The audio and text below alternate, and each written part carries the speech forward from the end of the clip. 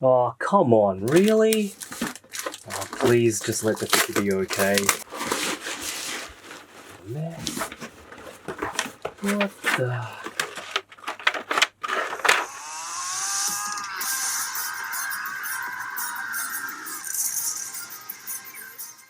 Obviously, I did open the box before filming this, but this is the state of the box after I opened it. And yeah, it's pretty bunged up. So since the packaging got totally destroyed during shipping, I'm going to jump straight into the figure. Alright, so just a bit of background information on this figure before we take a closer look. So Demoniacal Fit showed us some initial 3D concept designs of this figure. I want to say a little less than a year ago, and at that time the figure was just meant to be a battle damaged SS Blue, Super Saiyan Blue release. Ripped shirt and pants. The design was totally different, well not totally, but different to what we got now. Fast forward to San Diego Comic-Con 2020, Tamashii released their Ultra Instinct Sign or Omen Goku, looking similar but not the same as Demoniacal Fit's designs. A couple of months later, Demoniacal Fit changes their initial design to match the Figuarts exclusive, adds an Omen head, faces, and packs it in with an original sculpted Jiren head. Throws in a copy of the SDCC exclusive Dragon Ball Flight stand for good measure. So technically it is a copy of the Figuarts Ultra Instinct Sign Goku with some additional goodies just to make it worth your while. And worth your while it is. Demoniacal Fit has done this before with Goku Black, giving us a straight up copy of Goku Black with the inclusion of some original hands, faces, and the energy scythe. So I'm not going to go over the design elements too much since it is just the same as the Figuarts release, but I do want to highlight some subtle, but I think important differences between the two. But 86, you don't have the original figure to compare it with. Well, perceptively observant viewer, I have seen enough photos, watched enough reviews, and actually held the figure in hand to know what we're dealing with, and at first glance it may seem like the two figures are exactly the same. However, on closer inspection, there are a couple of noticeable differences. The first being the color of the butterfly joints. The original had joints which match the blue shirt, which looks, in my opinion, much cleaner when you're posing Goku around. But to be fair, Tamashii has only started doing this with their Ultra Instinct Omen release, and some of you might not even care. But personally, I prefer the butterfly joints to be the same color as the shirt, and it's something I think shouldn't be overlooked. The next is a little bit more subtle, but the skin tone that they use for the upper torso is kinda off, and the difference between the rest of the body is a little noticeable. It looks like they didn't use enough paint to cover the darker blue plastic the torso was molded in, but again, to be fair, the original release wasn't perfect either, but Tamashii did color match a little closer than Demoniacal Fit. Finally, the plastic quality, like all Demoniacal Fit releases that I've purchased in the past, just feels a little light in comparison. Again, I'm not saying it's cheap plastic, but the plastic used for the Figuarts releases are a little harder and feel a little bit more substantial than the Demoniacal Fit uses. Alright, looking at the details, I think Demoniacal Fit did an excellent job in reproducing the original. All the sculpted details are there, it doesn't feel washed out like a KO, the paintwork for the most part is clean, with the exception of a few blemishes on some of the faces. On the topic of faces, it does appear there are some subtle color differences with the Figuarts release.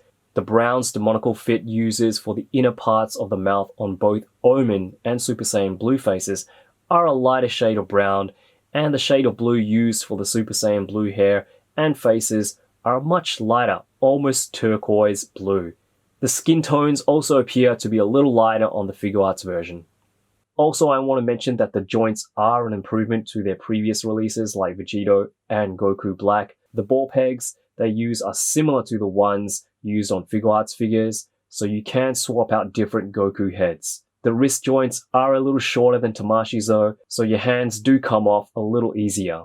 One thing that I do have to mention is that the knee piece here did fall off when I was playing around with it. It's not the end of the world or anything, easily fixed with some super glue, but that was the only QC issue I encountered.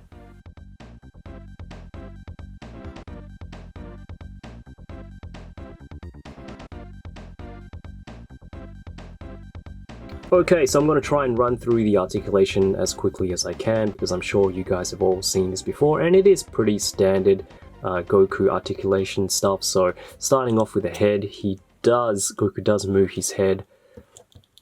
Not the best actually, but he can look up this much. He buries his head into his chest, really far down actually, so that's quite good. We get side to side rotation. We get some tilt there, left and right tilt at the neck. He has butterfly joints. If I can get that to focus, there we go. Sorry about that, guys. He has 360 there at the shoulders. These shoulder gi pieces here are separate and they are attached via a ball joint. You know, just like every other Goku figure. He does move his shoulders, his arms. If you just kind of twist it in there a little bit, 90 degrees. There we go. He does have upper bicep swivel, double jointed elbows, swivels at the wrist, and of course hinges as well. Moving on to his torso, he does swivel left and right, although it's kind of tight at the upper torso. There is a bit of ab crunch there, like ever so slightly, but he does move back quite far. You do get some left and right tilt. Not the best, but it is still there. There is waist swivel. The belt piece here, unlike the Ultra Instinct Mastered Goku, the orange torn shirt is actually separate to the blue belt. Moving on to his legs, Goku does almost do the full splits sideways. He does do the full splits backward and forward, which is great. Upper thigh cut, double jointed knees, swivel there at the ankles, up and down, again out of focus, sorry guys, up and down with the feet, toe articulation, which is a little bit stiff, and we do get some ankle pivot as well. So again, standard Goku articulation there, but yeah, pretty decent.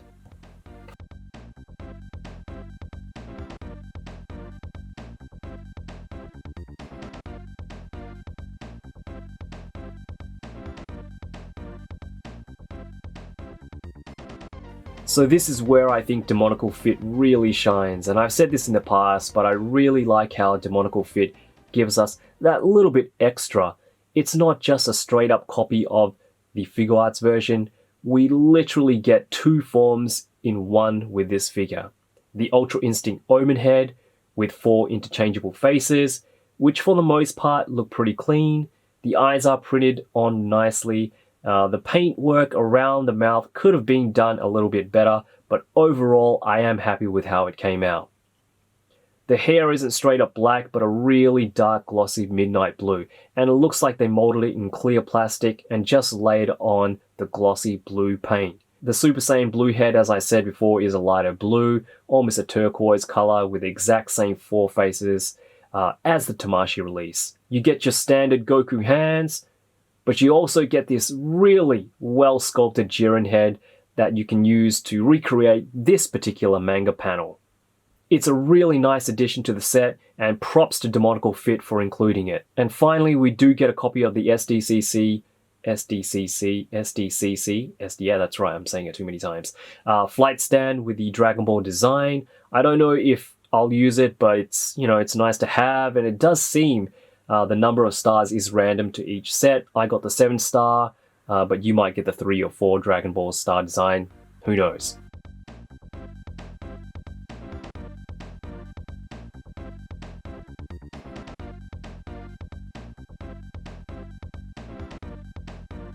So I probably sounded like I was hating on this figure, pointing out all the differences and nitpicking, but this is what I do. That's the style of my reviews. I try to get into as much detail as possible, but I actually really like this figure, and I'm so grateful to Demoniacal Fit for making this release available worldwide.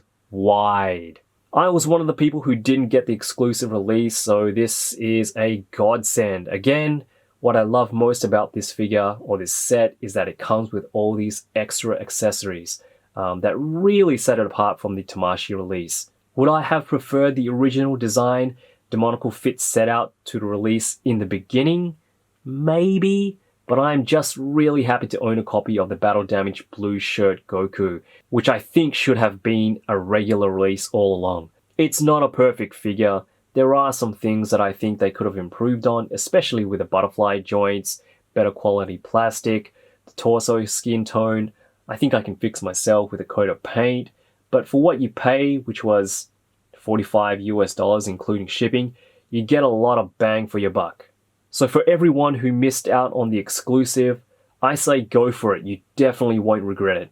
And even if you don't like the Ultra Instinct, Omen, or Super Saiyan Blue heads, the Battle Damage Blue Shirt Goku is such an iconic look. You can pretty much put any Goku head on it and it'll look fantastic. Anyway, hope you enjoyed the review. Vegito Blue 2.0 is up next, so make sure you check out that video as well. I'll probably have it out this weekend. But yeah, as always, thank you so much for watching. You guys are the best. Stay safe, keep healthy, and I'll be seeing you all real soon. Yoroshiku.